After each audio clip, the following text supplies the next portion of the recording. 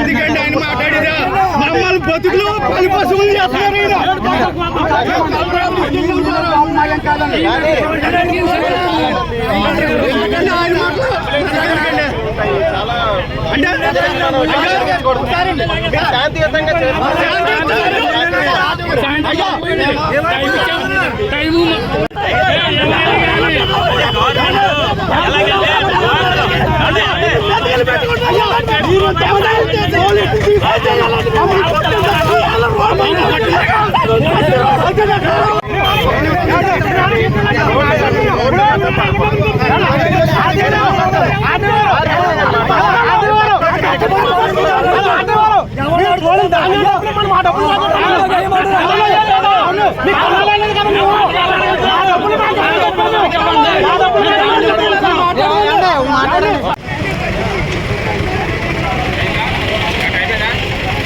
చర్చలు బాగా ఉంటాయి. చర్చలు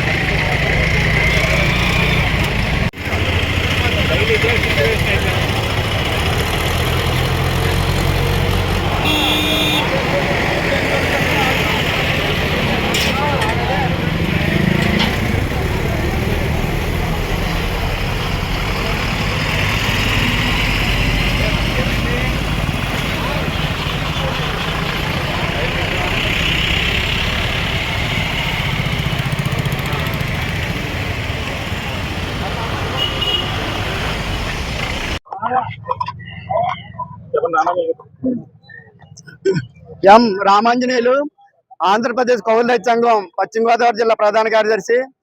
ఈ రోజున ఈ జిల్లాలో రావాల్సినటువంటి ధాన్యం బకాయిలు ఏవైతే ఉన్నాయో ఇవి తక్షణం ఇవ్వాలని నరసాపురం జాతీయ రహదారి పైన ఈ చిట్టవరం వద్ద మేము రాస్తా రోకోకు తిరిగాము.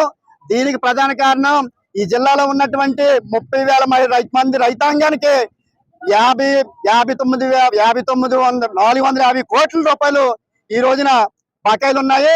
మరి దీనికి సంబంధించి 1 కాదు 2 కాదు 3 కాదు 4 నెలలు జరుగుతుంది.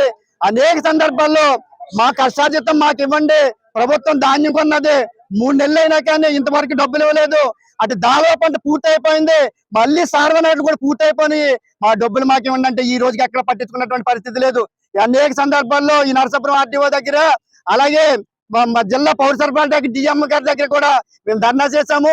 సాక్షాత్తు రాష్ట్ర స్థాయి అధికారులు కూడా ఎవరైతే ఉన్నారో ఫైనాన్స్ అధికారి గారు గతంలో మాకు హామీ ఇచ్చారు 31వ తారీఖుని 5వ తేదీ లోపల ఖచ్చితంగా డబ్బులు వేస్తామని. కానీ వేళ 9వ తేదీ ఇలాగే అనేక తేదీలు గడుస్తున్నాయి.